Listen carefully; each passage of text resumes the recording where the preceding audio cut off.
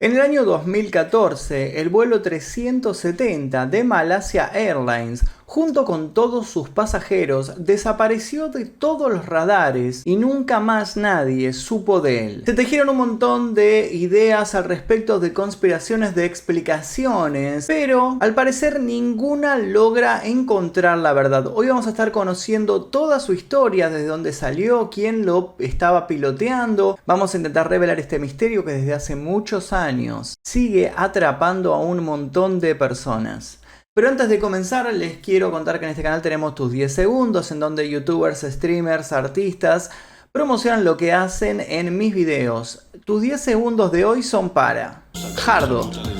Jardo es un artista de trap oscuro que nos quiere compartir sus obras porque sabe que nos va a gustar su oscuridad. Les dejo su canal aquí debajo en la descripción para que vayan a escuchar sus temas. Les muestro un adelanto. Además de eso, les recuerdo que si quieren ver este video y otros sin censura, sin publicidad, 24 horas antes que el resto, tienen que tocar el botón que dice unirse aquí debajo, elegir la membresía número 2 Maestro Oscuro, después ir a la pestaña comunidad y van a encontrar una lista llena de todos los videos sin censura. Ahora sí, sin más demoras, comencemos con el video del día de hoy.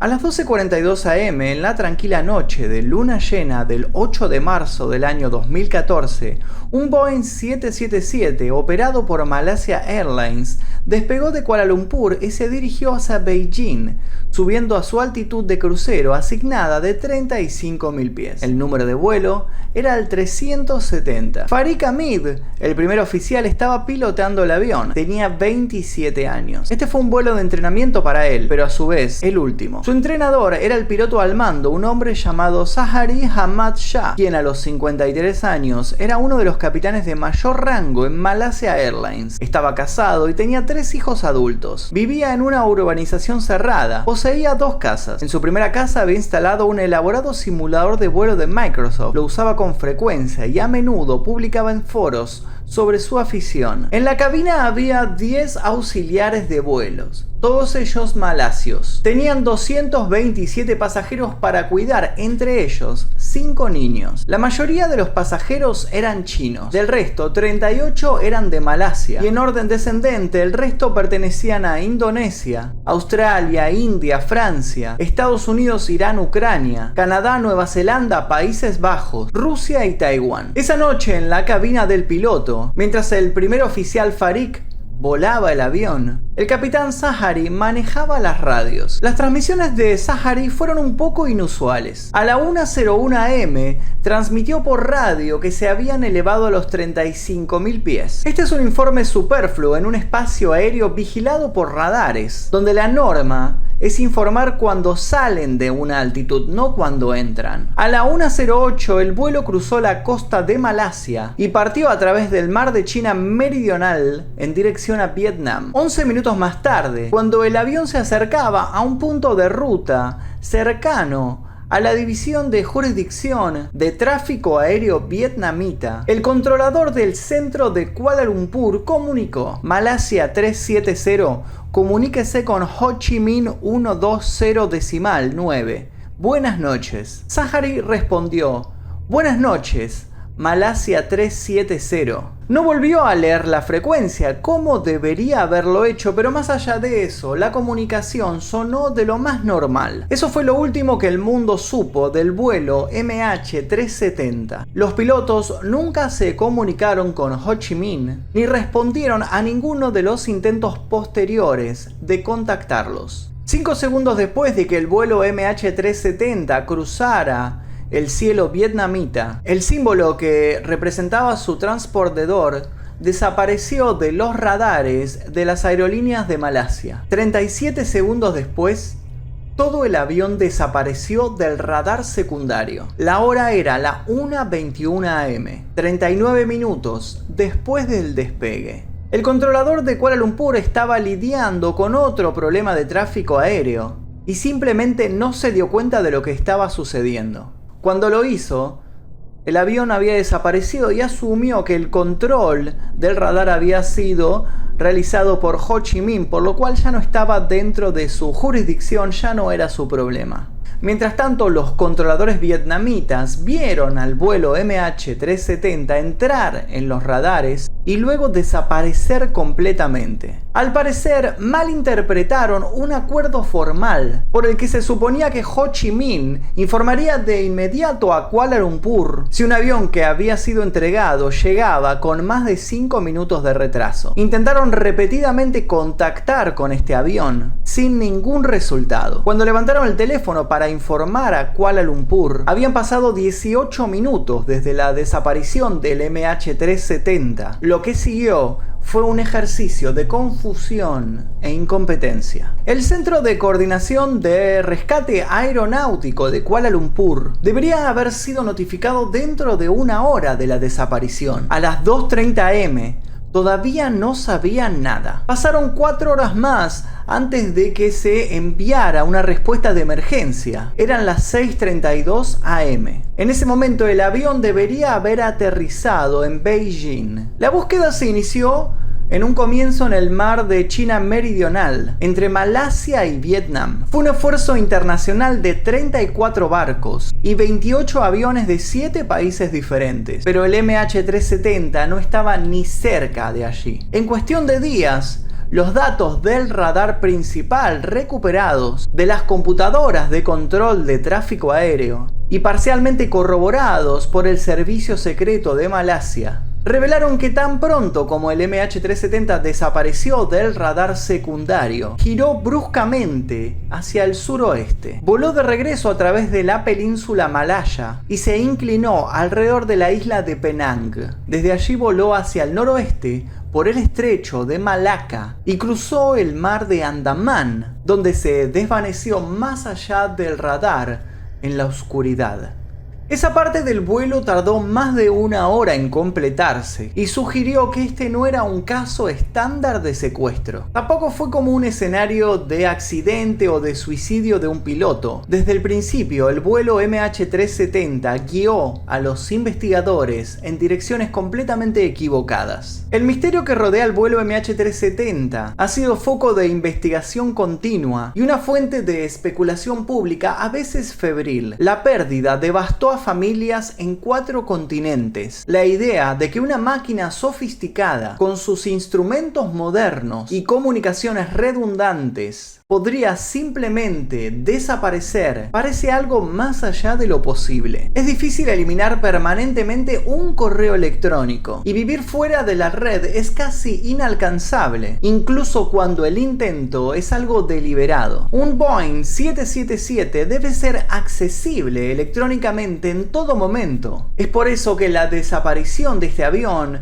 despertó un montón de teorías, algunas de ellas un poco absurdas. Aún así, algo de lo sucedido con el MH370 salió a la luz y es posible reconstruir parte de lo que aconteció en ese vuelo. Es posible que nunca se pueda encontrar la grabadora de voz de la cabina, ni tampoco la grabadora de los datos de vuelo, pero es poco probable que lo que necesitamos saber para revelar este misterio provenga de las cajas negras. Lo más seguro es que estos datos tengan que provenir directamente de Malasia. Un investigador privado independiente llamado Blaine Gibson se interesó de inmediato por este caso, así que decidió viajar por su propia cuenta a Malasia para intentar resolver este misterio. Se contactó con familiares de los pasajeros desaparecidos, participó en actos conmemorativos y charló con muchos expertos de diferentes materias, entre ellos oceanografía, para intentar descifrar qué había pasado con este vuelo. Algo encontró. A pesar de las negativas de los funcionarios malasios y de la total confusión de la Fuerza Aérea de Malasia, la verdad sobre la desaparición de este avión comenzó a emerger rápidamente. Resulta que el MH370 había continuado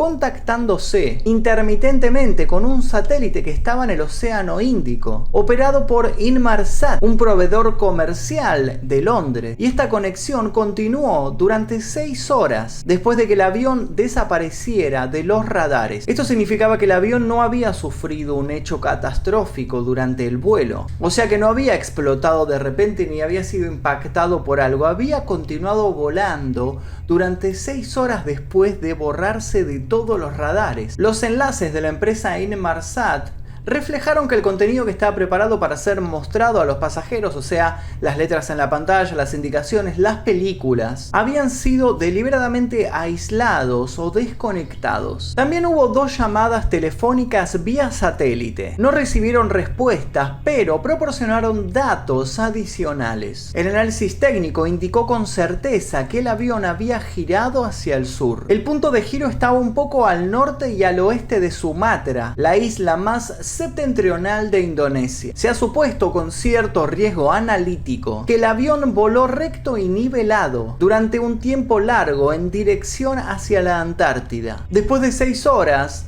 los datos indican un descenso muy veloz, hasta 5 veces mayor que una velocidad de descenso normal. Al cabo de 1 o 2 minutos de cruzar el 7º tramo de este vuelo, el avión se sumergió en el océano, posiblemente desprendiendo componentes antes del impacto. A juzgar por la evidencia electrónica, este no fue un intento de aterrizaje de emergencia en el agua. El avión se fracturó en 1.000.000 de fragmentos al tocar el océano. Pero nadie sabía dónde había ocurrido este impacto y mucho menos el por qué. Y nadie tenía la más mínima evidencia física para confirmar que las interpretaciones de los satélites habían sido correctas. Menos de una semana después de la desaparición, The Wall Street Journal publicó el primer informe sobre estas transmisiones satelitales, indicando que lo más probable era que el avión se había mantenido en vuelo durante varias horas después de desaparecer de los radares, para luego terminar en un choque contra el océano. Los funcionarios malasios finalmente admitieron que esta versión era cierta. Se decía que el régimen de Malasia era uno de los más corruptos de la región. También estaba demostrado ser furtivo, temeroso y poco confiable en su investigación del vuelo. Los investigadores del accidente, enviados desde Europa, Australia y Estados Unidos, se sorprendieron por el desorden que encontraron. Debido a que los malasios ocultaron lo que sabían, las búsquedas marítimas iniciales se concentraron en el lugar equivocado.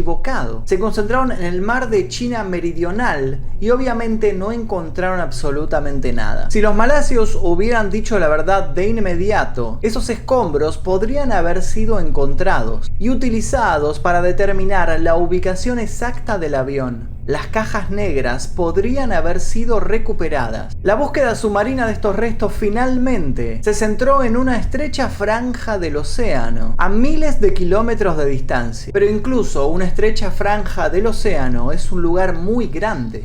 Se necesitaron 2 años para encontrar las cajas negras de un avión llamado Air France 447, que se estrelló en el Océano Atlántico en un vuelo de Río de Janeiro a Francia en el año 2009. Y los buscadores en esa oportunidad sabían exactamente dónde tenían que buscar. La búsqueda inicial en las aguas superficiales finalizó en abril del año 2014, después de casi 2 meses de esfuerzos inútiles, y el enfoque se trasladó a las profundidades del océano, en donde permanecen buscando hasta hoy. Este investigador privado, Blaine Gibson, siguió esta frustración de la búsqueda desde un comienzo, desde su casa, de las redes sociales, desde la televisión. Iba interesándose por las noticias que aparecían sobre la desaparición del vuelo. Poco tiempo después vendió la casa y se mudó a un lugar llamado el Triángulo Dorado al norte de Laos. Se unió a un grupo en Facebook de discusión sobre la desaparición del avión. Estaba lleno de especulaciones, pero también de pensamientos útiles que podrían reflejar lo que le habría sucedido al avión y dónde se podrían encontrar los restos principales. Gibson se empezó a preguntar si, a pesar de toda la ardua búsqueda en el agua, los escombros podrían simplemente llegar flotando a las costas de alguna playa cercana. Mientras visitaba a unos amigos en la costa de Camboya, les preguntó si se habían tropezado con algo, pero ninguno lo había hecho. En marzo del año 2015, los familiares de los pasajeros desaparecidos hicieron una reunión conmemorando un año de la desaparición del vuelo.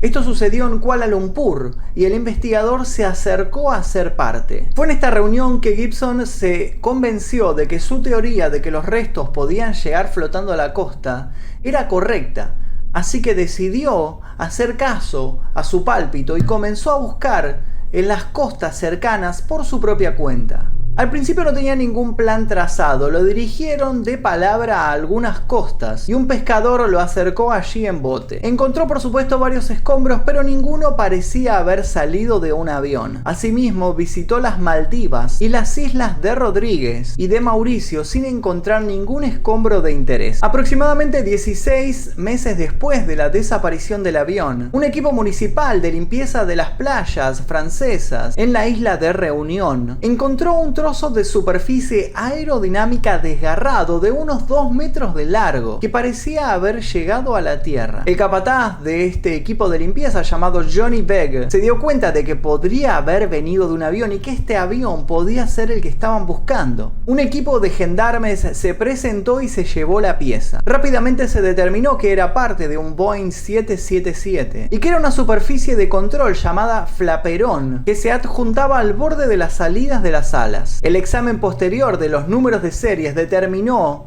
que era parte del vuelo MH370. Ahí estaba la evidencia física de algo que ya se había supuesto electrónicamente. El vuelo había terminado en un impacto muy violento en el Océano Índico, aunque en un lugar todavía desconocido y a miles de millas de distancia de la isla de Reunión. Las familias de los que iban a bordo tuvieron que renunciar a cualquier fantasía de que habían sobrevivido. Esto fue realmente un shock, sin importar qué racionales y realistas habían sido. Gibson entonces optó por viajar a Mozambique porque no había estado allí antes. Eligió un pueblo llamado Vilanculos porque parecía seguro y tenía islas bonitas. Llegó a este lugar en febrero del año 2016. Según recuerda, pidió consejo a los pescadores locales y le dijeron que había un banco de arena llamado Paluma que se encontraba más allá de un arrecife, donde los pescadores iban a recoger redes y boyas que llegaban desde el Océano Índico. Gibson entonces pagó a un barquero para que lo llevara hasta allí. Comenzaron a buscar y encontraron todo tipo de basura, más que nada plástico. En un momento, el pescador, llamado Suleiman, llamó a Gibson, sosteniendo un trozo triangular de plástico de unos 70 centímetros de ancho. Preguntó: ¿esto es del 370? La chatarra tenía una estructura de panal y la inscripción sin escalones en su superficie. La primera impresión de Gibson fue que no pudo provenir de un avión grande, pero luego tuvo el presentimiento de que podría llegar a hacerlo y se llevó este pedazo de chatarra. Gibson resultó tener razón. Se determinó que este pedazo de plástico pertenecía a un panel estabilizador horizontal y que era casi con certeza del vuelo MH370. Gibson entonces voló a la capital del país, Maputo, y entregó los escombros al cónsul australiano. Luego voló a Kuala Lumpur, justo a tiempo para la conmemoración del 2º aniversario. Esta vez, el investigador Gibson fue recibido como un amigo. De las varias docenas de piezas que se han identificado hasta la fecha como ciertas, Gibson ha sido responsable de encontrar 1/3 de ellas. Algunas piezas todavía se están investigando. El hecho es que después de tantos años, nadie ha podido trabajar hacia atrás desde donde han sido encontrados los escombros y rastrearlos hasta su punto de origen en el Océano Índico. Lo que sí demostró la investigación de Gibson es que las sospechas de lo que había sucedido con el avión había sido real. Este avión había permanecido volando durante 6 horas después de desaparecer para luego estrellarse en el océano. Todo tipo de teóricos han aparecido en las redes sociales, mucha gente que asegura saber lo que le sucedió al avión, pero la mayoría de estas afirmaciones ignoran las lecturas de los radares, la afirmación de que el avión se mantuvo en vuelos y luego se estrelló, ignoran los datos que son concretos y que están confirmados. Por ejemplo, una mujer británica que bloguea en la red bajo el nombre de Saucy Sailors y hace lecturas de tarot por alquiler, estaba paseando por el sur de Asia con su esposo en un velero oceánico. Ella dice que la noche que desapareció el MH370 Estaban precisamente en el mar de Andamán y vio lo que parecía un misil de crucero acercándose a ella. El misil se transformó en un avión que estaba volando muy bajo, con una cabina muy iluminada, bañado por un resplandor naranja y con un rastro de humo. Mientras pasaba volando, concluyó que estaba en una misión suicida contra una flota naval china que estaba más allá del mar. Ella aún no sabía sobre la desaparición del MH370, pero cuando unos días después se enteró, trazó lo que para ella era la conexión obvia. Incomprobable todo esto, obviamente, ¿no? Pero ganó mucha audiencia. Un australiano, por su parte, lleva años diciendo que encontró el MH370 utilizando Google Earth en aguas poco profundas y completamente intacto. Se ha negado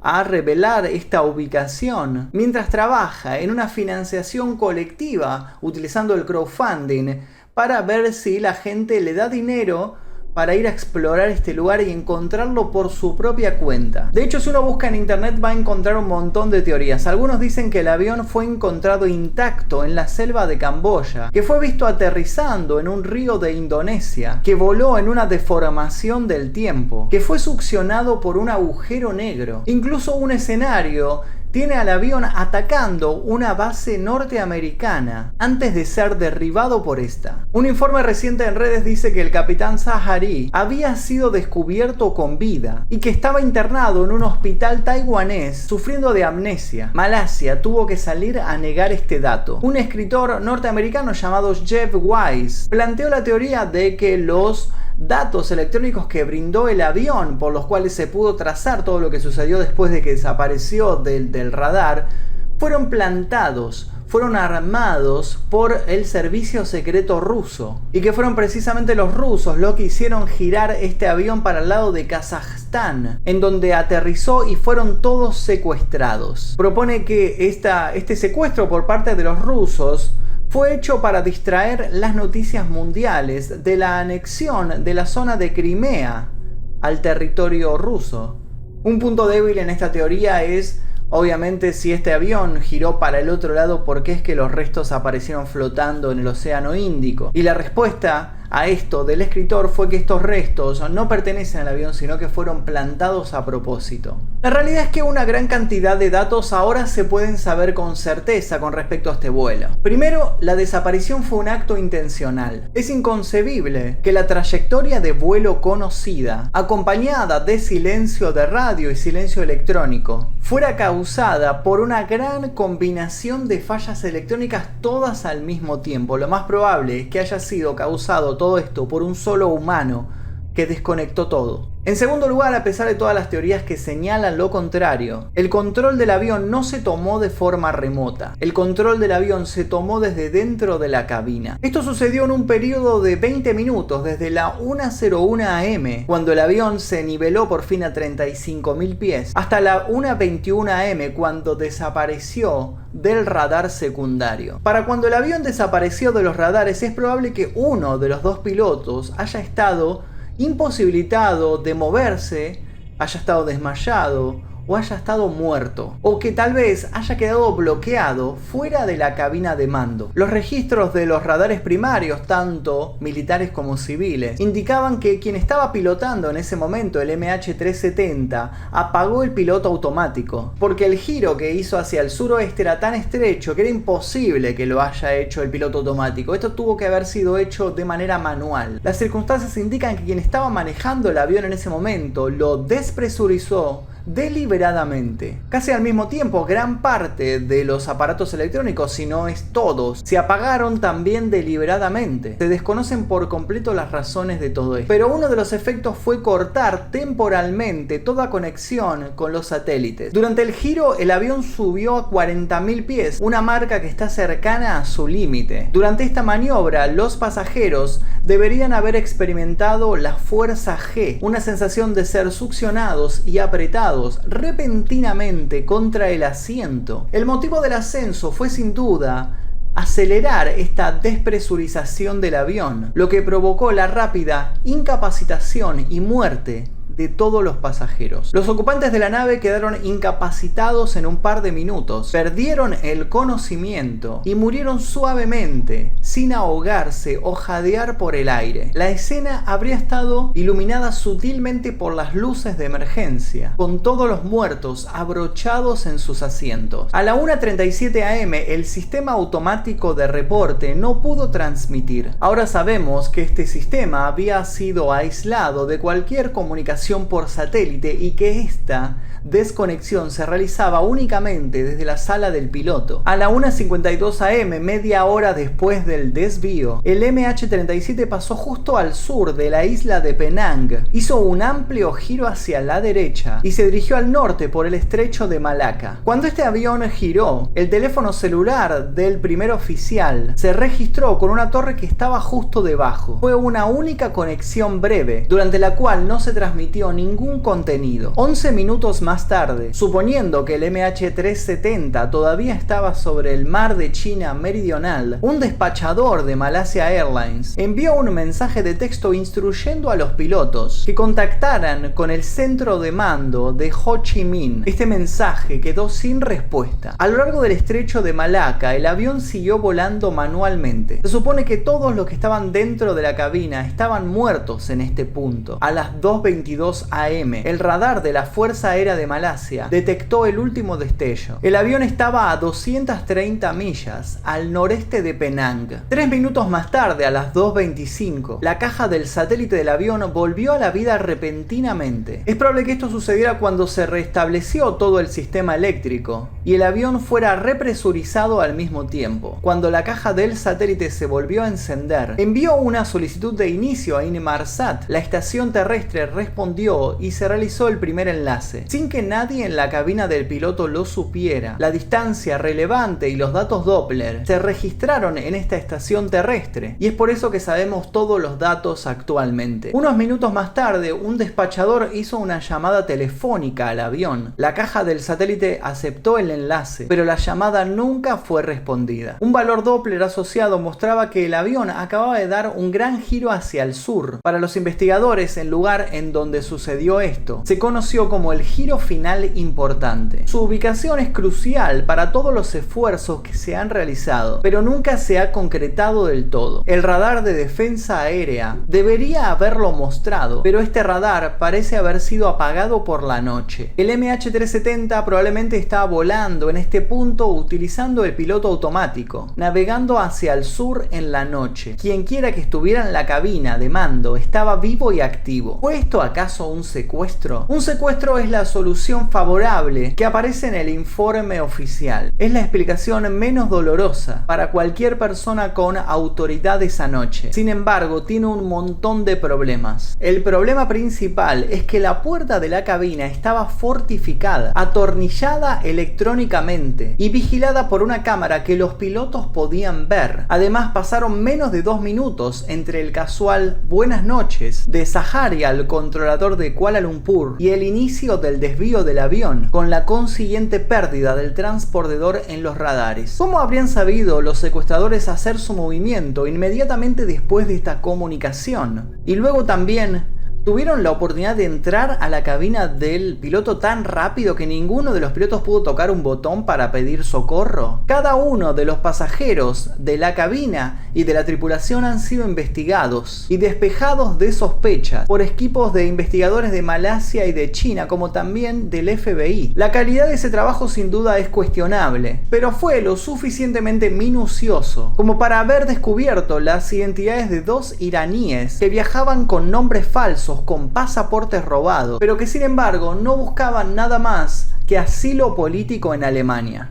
Es posible entonces que, según esta teoría, hubiera 2 polizones no registrados por el avión que se hubieran escondido en el compartimiento del equipo. De ser así, tendrían que haber tenido acceso a 2 disyuntores que, si se tiraban, tendrían que haber abierto la puerta de la cabina. Pero ese escenario también tiene varios problemas. Los cerrojos hacen un clic con mucha fuerza cuando se abren, un sonido inequívoco que tendría que haber resultado familiar para los pilotos. Los secuestradores tendrían que haber abierto una escotilla que se encuentra en el piso de la cocina, subir por una escalera corta, evadir el aviso de tripulación en cabina, evadir también el video de vigilancia y entrar en la cabina de mando antes de que cualquiera de los pilotos emitiera una señal de socorro tocando simplemente un botón. Es muy poco probable que esto pudiera haber sucedido. Al igual que es poco probable que un asistente de vuelo retenido como rehén no haya tenido oportunidad de pedir socorro o de enviar una señal avisando lo que estaba sucediendo. Además, ¿cuál sería el propósito de un secuestro? ¿Dinero, política, publicidad, un acto de guerra, un ataque terrorista? El intrincado viaje de 7 horas que realiza el MH370 hacia directamente el olvido no se ajusta a ninguno de estos escenarios. Nadie hasta el momento se ha atribuido la responsabilidad de este acto. Esto nos deja con un tipo de evento diferente, un secuestro interno, un secuestro realizado por uno de los pilotos, ya que esto no necesita ningún plan intrincado de infiltrarse en el compartimiento de las valijas y luego subir. No, es simplemente el piloto el que realiza todo. La gente razonable obviamente puede resistirse a la idea de que un piloto asesinaría a cientos de personas como un precio colateral por suicidarse, pero la respuesta definitiva es que esto ha sucedido antes. En 1997 se cree que un capitán que trabajaba para una aerolínea llamada Silk Air desactivó las cajas negras de un Boeing 737 y hundió el avión a velocidades supersónicas en el río. En 1999 un vuelo de Egypt Air fue estrellado deliberadamente en el mar por su copiloto frente a la costa de Long Island, lo que provocó la pérdida de la vida de todos los que iban a bordo. En 2013, pocos meses antes de la desaparición del MH370, un piloto de un vuelo de Mozambique voló el jet desde la altitud crucero hasta el suelo, matando a los 27 pasajeros y a toda la tripulación. El caso más reciente es el de Airbus de Germanwings, que se estrelló deliberadamente en los Alpes franceses el 24 de marzo del año 2015, lo que también provocó la pérdida de todos a bordo. En esa oportunidad, su copiloto, Andreas Lubitz, había esperado a que el piloto utilizara el baño y luego lo dejó afuera de la cabina de mando. Lubitz tenía antecedentes de depresión y, como descubrieron más tarde las investigaciones, había realizado un estudio del vuelo MH370 un año antes. En el caso del vuelo MH370 es difícil ver al copiloto como el perpetrador. Era joven y optimista y, según los informes, estaba planeando casarse. No tenía antecedentes de ningún tipo de problema o dudas. Volaba un glorioso Boeing 777 en un país donde la aerolínea nacional y sus pilotos todavía se consideraban muy valiosos. Es el capitán Zahari quien plantea algunas preocupaciones. La primera de ellas es su representación en los informes oficiales como alguien irreprochable, un buen piloto y un hombre de familia plácido, al que le gustaba jugar con un simulador de vuelo. Esta es la imagen promovida por la familia de Zahari, pero se contradice con múltiples indicios de problemas que obviamente se han pasado por alto. La policía descubrió aspectos en la vida de Zahari que deberían haberlos hecho profundizar más. Zahari a menudo se sentía solo y triste. Su esposa se había mudado y vivía en la segunda casa de la familia. Como él mismo admitió a sus amigos, pasó mucho tiempo paseando por las habitaciones vacías, esperando que pasaran los días entre los vuelos. Estaba en contacto con sus hijos, pero ya habían crecido y se habían ido. El desapego y la soledad que pueden acompañar al uso de las redes sociales, y Zahari las usaba mucho, probablemente no ayudaron. Existe una fuerte sospecha entre los investigadores de que el capitán estaba sufriendo depresión. Además de eso, es sabido que Zahari había instalado este programa de simulación de vuelos en su PC. Los exámenes forenses del simulador de vuelo por parte del FBI revelaron que experimentó con un perfil de vuelo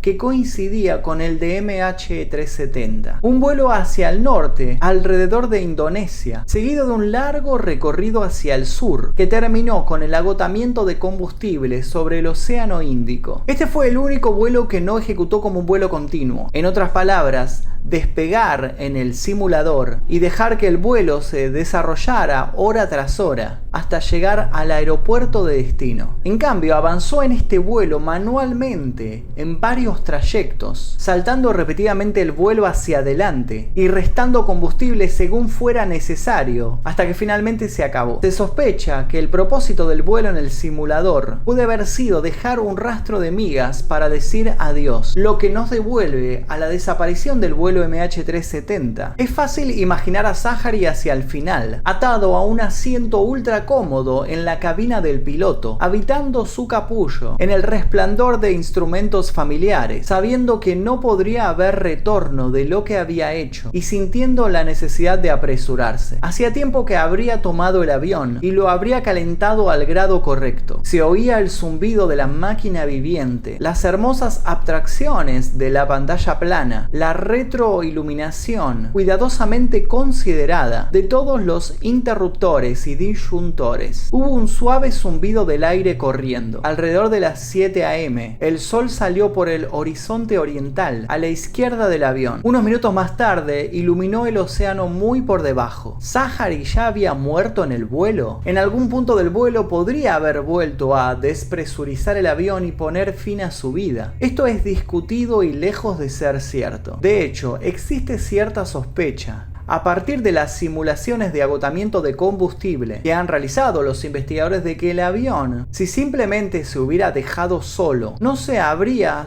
hundido tan radicalmente como sugieren los datos satelitales. Una sospecha, entre otras palabras, que alguien estaba en los controles al final, ayudando activamente a estrellar el avión. De cualquier manera, en algún punto de este último trayecto, después de que los motores fallaran por falta de combustible, el avión entró en una gran picada en espiral, con velocidades de descenso que pueden haber superado los 15.000 pies por minuto. Sabemos por esta velocidad de descenso, entonces, además de los escombros encontrados por el investigador Blaine Gibson, que el avión se hizo pedazos apenas tocó el océano. Por ahora las investigaciones oficiales se han agotado. Los australianos hicieron lo que pudieron. Los chinos quieren seguir adelante y están censurando cualquier noticia que pueda inflamar las pasiones de las familias. Los franceses se encuentran en Francia repitiendo los datos del satélite. Los malasios solo desean que el tema desaparezca. Muchos tenían esperanzas de que Ocean Infinity, que había encontrado al submarino argentino desaparecido el Ara San Juan, regresara a la búsqueda nuevamente a intentar encontrar este avión sin costo alguno.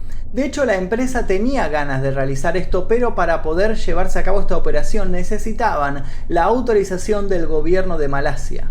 Pero debido a la cultura política de este país, esta autorización todavía no ha sido firmada. Si alguna vez se encuentran los restos, se descartarán todas las teorías que dependen de ignorar los datos del satélite, o el hecho de que el avión voló por una trayectoria intrincada después de su giro inicial desde Beijing y luego permaneció en el aire durante 6 horas más. No se prendió fuego instantáneamente y permaneció en el aire 6 horas. No se convirtió tampoco en un vuelo fantasma, capaz de navegar y apagar y volver a encender sus sistemas. No, tampoco fue derribado por parte de las fuerzas especiales de algún país. Tampoco se encuentra en algún lugar del mar de China meridional, ni tampoco está camuflado en algún hangar de Asia Central. Lo único que tienen estas teorías en común es que contradicen la información auténtica que poseen los investigadores. Aparte de esto, encontrar los restos y las cajas negras puede lograr poco. La grabadora de voz de la cabina es un bucle de 2 horas que se borra automáticamente y es probable que solamente contenga los sonidos de las últimas alarmas, a menos que quien estaba en los controles todavía estuviera vivo y con ganas de dar explicaciones para la posteridad. La otra caja negra, el registrador de los datos de vuelo, proporcionará información sobre el funcionamiento de este avión a lo largo de todo el vuelo, pero no revelará ninguna falla relevante del sistema, ya que ninguna falla puede revelar lo ocurrido. En el mejor de los casos responderá a algunas preguntas relativamente sin importancia, como cuándo se despresurizó el avión y cuánto tiempo permaneció así, o cómo exactamente se apagó la caja del satélite y luego se volvió a encender. Los habitantes de internet estarían obsesionados, pero las respuestas más importantes probablemente no estén en el océano, sino en Malasia. Ese debería ser el enfoque en el futuro, a menos que sean tan incompetentes como la Fuerza Aérea y el control control de tráfico aéreo, la policía de Malasia sabe más de lo que se ha atrevido a decir. Puede que el acertijo no sea tan profundo. Esa es la frustración aquí. Las respuestas pueden estar al alcance de la mano, pero son más difíciles de recuperar que cualquier caja negra. Y hasta aquí el video de hoy sobre la desaparición del vuelo de Malaysia Airlines, un misterio que hasta el día de hoy sigue pendiente. Hay un montón de gente investigándolo. La mayoría de las pruebas señalan que en realidad lo que sucedió fue que el piloto es el que manejó este vuelo, el que mató a toda la gente y luego de permanecer volando 6 horas se tiró hacia el océano. Pero sin embargo hay un montón de gente con un montón de teorías más. Si conoces alguna de estas teorías, te pido por favor que la escribas aquí debajo, la compartas con todos y podemos debatir sobre lo que sucedió aquí en este vuelo, si fue a propósito, si fue un accidente o qué fue lo que pasó. Espero que te haya gustado este video del día de hoy. Recordá que podés verlo sin censura, sin publicidad, 24 horas antes que el resto, tocando el botón que dice unirse aquí debajo. Mi nombre es Magnum Mephisto, nosotros nos veremos seguramente en el próximo video.